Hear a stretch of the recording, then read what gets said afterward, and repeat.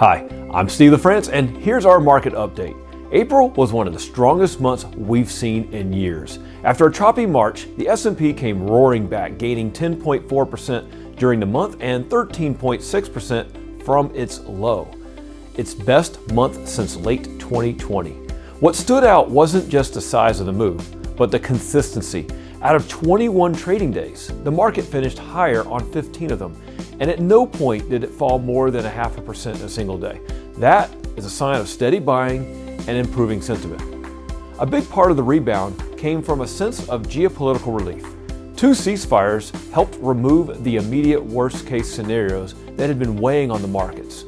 But the more interesting story is why markets continue to hold up even though the Strait of Hormuz remains closed, which is the largest oil supply disruption since the early 1970s.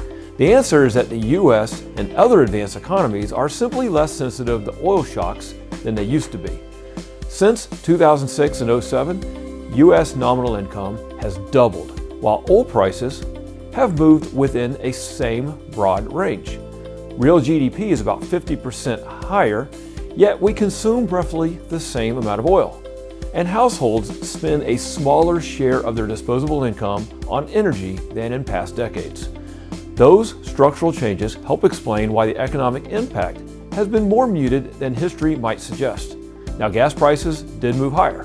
The national average ended April around $4.43 a gallon, and some states are well above that. It's noticeable, and it affects how people feel. But when you adjust for inflation, today's gas prices are roughly in line with where they were in 1990. That context helps explain why consumer spending and overall economic activity have remained fairly steady.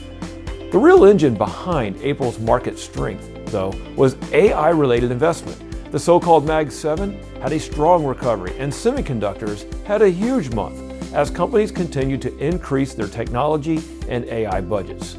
When you combine that with the ongoing build-out of data center infrastructure, AI-related spending added roughly 1.5 percentage points to first quarter GDP. That strength flowed directly into higher earnings expectations, which helped support the market's rebound.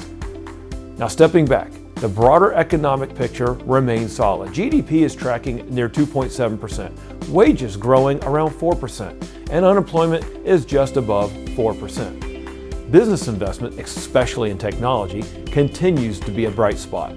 Inflation is still influenced by energy, but other categories like core goods have softened, which helps balance things out. So what does all this mean for your portfolio? The message is the same we've been emphasizing for a long time. Stay disciplined. If your goals and risk tolerance haven't changed, your allocation probably shouldn't either. April was a good reminder that diversification works. Portfolios with exposure across size, style, and sectors captured the rebound while keeping volatility in check. So thanks again for listening and for your trust and confidence.